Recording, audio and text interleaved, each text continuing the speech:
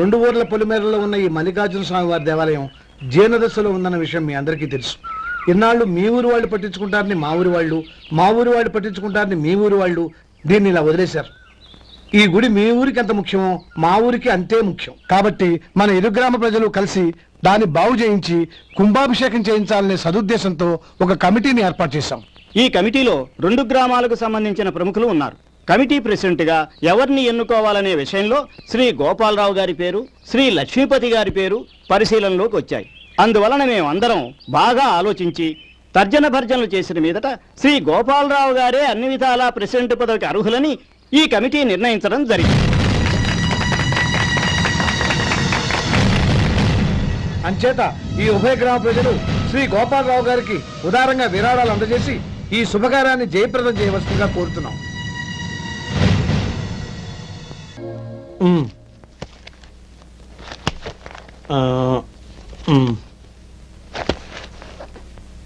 దీంతో మొత్తం 4,98,200 అయ్యాయి.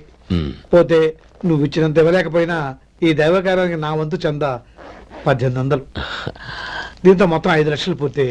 సరేరా, నేను ఈ డబ్బు తీసుకుని పట్నం వెళ్ళి బ్యాంక్ లో వేసి వస్తాను. అలాగే, నేను నీతో వద్దాం అనుకున్నాను రా, అనుకోకుండా సాయంత్రం ఇన్స్పెక్షన్ వచ్చింది. పర్వాలేదులే, వెళ్ళొస్తాను.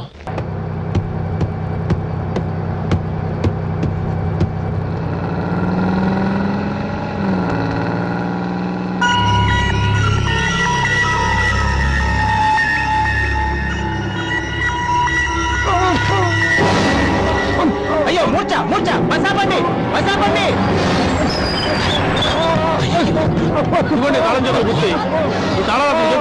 వీటి వల్ల ప్రయోజనం లేదు. 4 ఖర్చుకోకుండా పళ్ళ మధ్య పెట్టడానికి గట్టిగా ఉంటాయి. పట్టి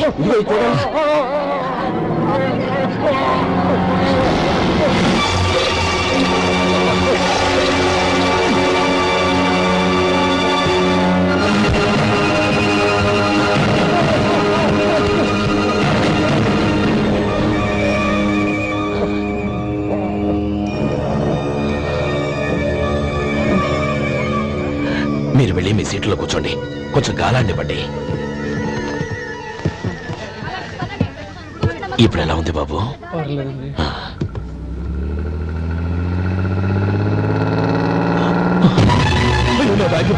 నా బ్యాగ్ ఎవరైనా చూసారా? అందులో 5 లక్షలు ఉన్నాయి. బస్తాపండి, ఎవరిని కింద దిగవద్దు, అందరినీ చెక్ చేయండి. నా అంచనా తప్పు కాలేదు. వాడి మంచితనమే వాడిని దెబ్బకొట్టి మన వాళ్ళని పంపించి గుడి తాలూకు డబ్బు కొట్టేశాడని పోలీస్ కంప్లైంట్ ఇవ్వండి. ఇప్పుడు ఆ స్టేషన్ ఎస్ఐ వాడి తమ్ముడే.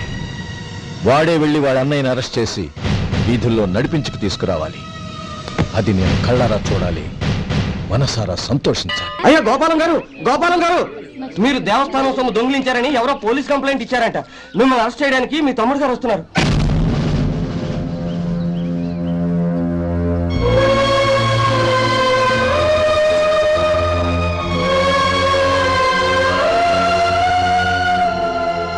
చూడు గోపి, ఎప్పుడు నువ్వు ఉద్యోగంలో చేరావో అప్పుడే తన పరానే తేడా మర్చిపోవాలి. నేరం చేసిన వాడు నీ తమ్ముడైనా అన్నైనా సరే శిక్షించాల్సిన బాధ్యత నీది. అదే నువ్వు నీ ఉద్యోగానికి ఇచ్చే గౌరవం.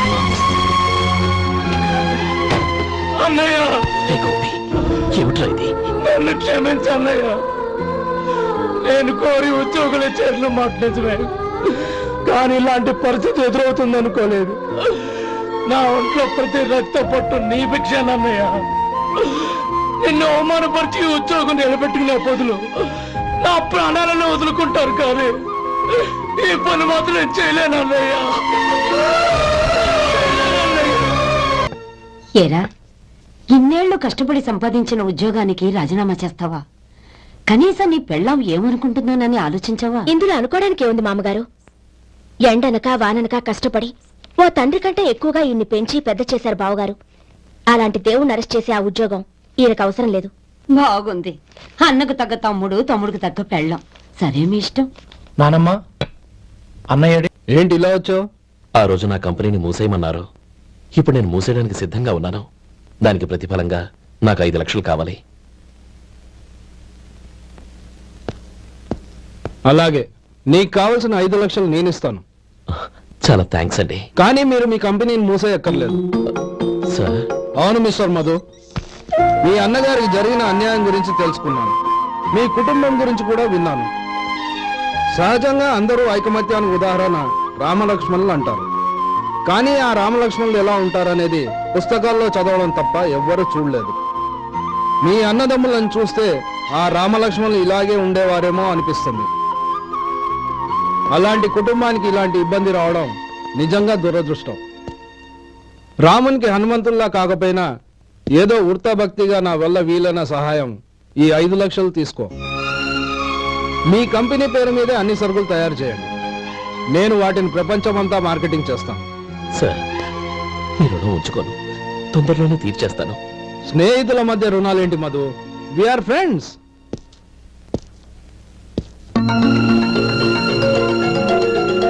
ఏంటో అక్కడ ఆగిపోయావు?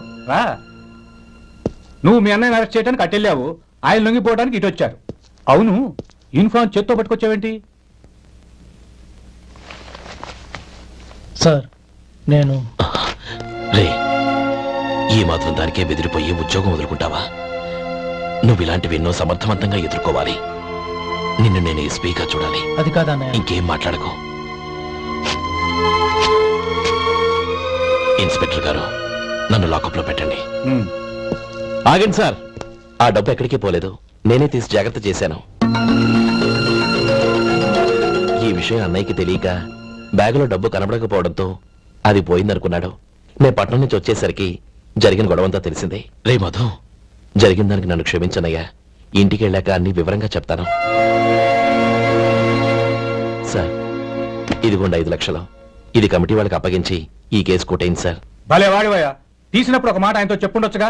అనవసరంగా పెద్ద స్టేషన్ వరకు రప్పించావు. Sorry sir. అన్నయ్య, మీరు ఇంటికి వెళ్ళండి, నేను లెక్క అప్ప చెప్పేసి వస్తాను. వస్తానండి. అలాగే.